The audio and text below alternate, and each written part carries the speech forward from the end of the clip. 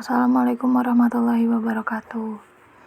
Di sini saya akan menjawab UTS alternatif penyelesaian sengketa kelas HTN 6A. Saya Atina Oktarian Nurmala Rahmadi dengan NIM 330-30-2042. Ada 10 soal UTS akan saya jawab lewat video PPT ini. Pertanyaan nomor 1, sebutkan dan jelaskan bentuk alternatif penyelesaian sengketa. Menurut pasal 1 angka 10 Undang-Undang 30 tahun 1999, ada 5 bentuk alternatif penyelesaian sengketa. Yang pertama ada konsultasi. Konsultasi yaitu suatu tindakan yang bersifat personal antara suatu pihak tertentu dengan pihak lain yang merupakan pihak konsultan, di mana pihak konsultan memberikan pendapatnya kepada klien sesuai dengan keperluan dan kebutuhan kliennya. Kedua ada negosiasi.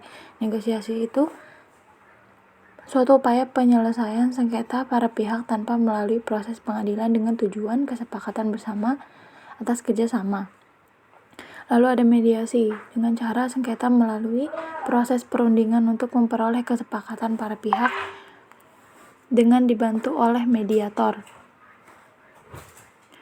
Lalu ada konsiliasi.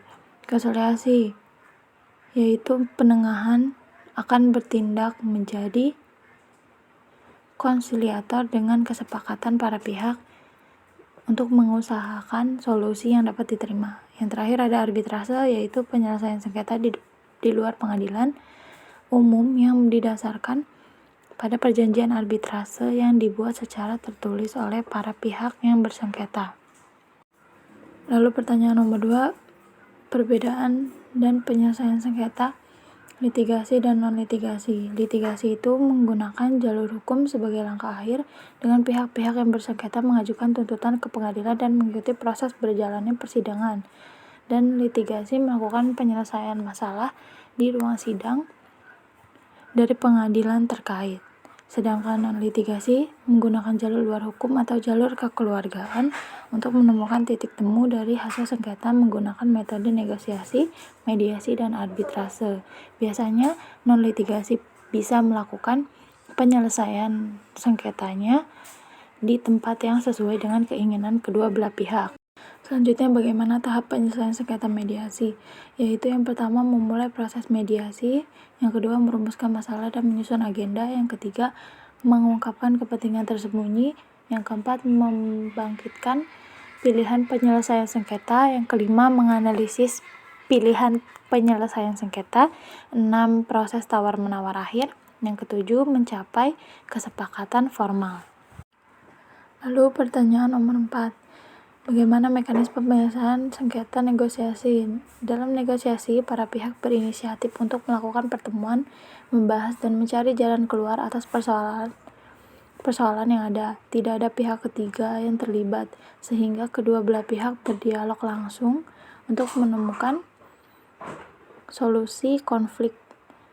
Negosiasi bisa digunakan untuk penyelesaian sengketa kecil atau besar dengan 4 tahap. Yang pertama ada tahap orientasi dan mengatur posisi, yang kedua tahap argumentasi, yang ketiga tahap bersikap dalam keadaan darurat dan kritis, dan yang terakhir untuk merancang kesepakatan. Yang kelima ada mekanisme penyelesaian sengketa konsiliasi.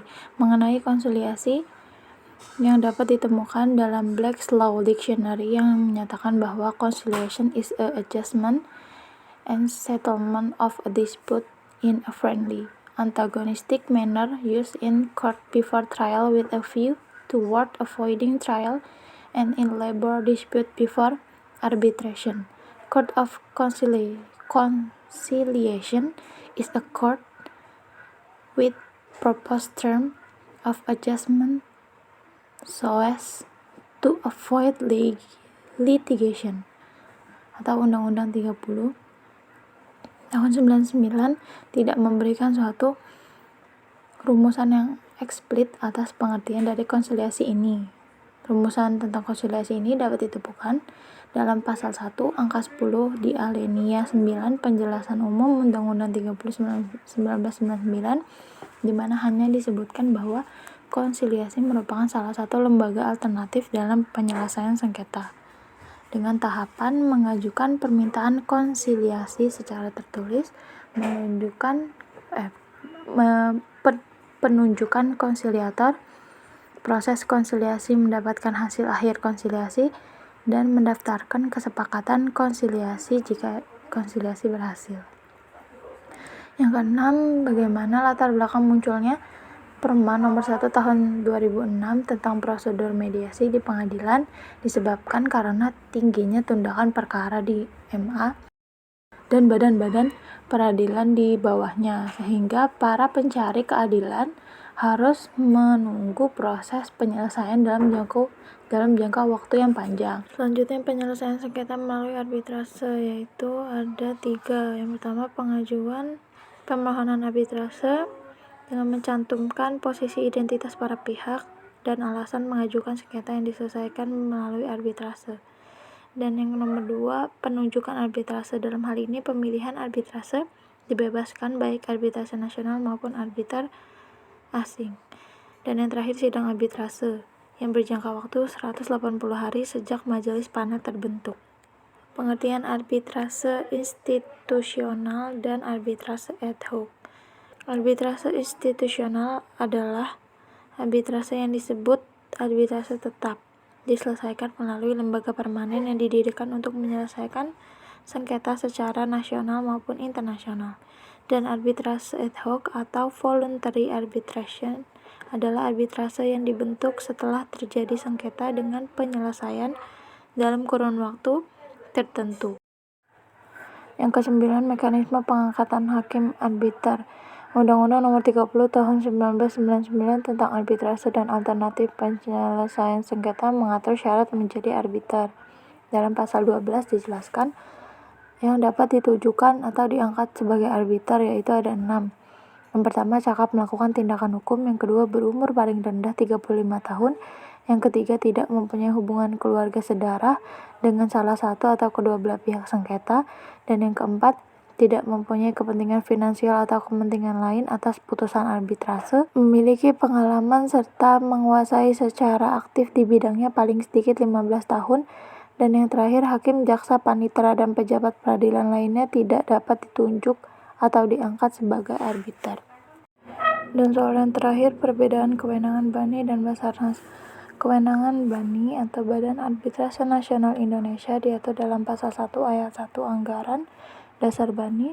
Kewenangannya meliputi sengketa perdata yang timbul mengenai soal-soal perdagangan, industri, dan keuangan baik yang bersifat nasional maupun internasional. Dengan demikian, maka kewenangan BANI tersebut telah atau tidak sesuai bertentangan dengan kewenangan arbitrase yang telah diamanatkan dalam pasal 5 ayat 1 Undang-Undang Nomor 30 Tahun 1999. Sedangkan Basarnas dibentuk karena Pengadilan Agama pada saat itu belum memiliki kewenangan untuk memeriksa perkara ekonomi Islam. Sehingga terbentuklah Basarnas karena kepentingan yang mendesak yang berfungsi juga untuk menyelesaikan kemungkinan terjadinya sengketa perdata di antara bank-bank syariah. Sebagaimana perannya dalam mendirikan Bank Muamalat Indonesia, yang mana pada tanggal 21 Oktober 1993. Baik, itu saja jawaban saya. Kurang lebihnya mohon maaf. Wassalamualaikum warahmatullahi wabarakatuh. Terima kasih.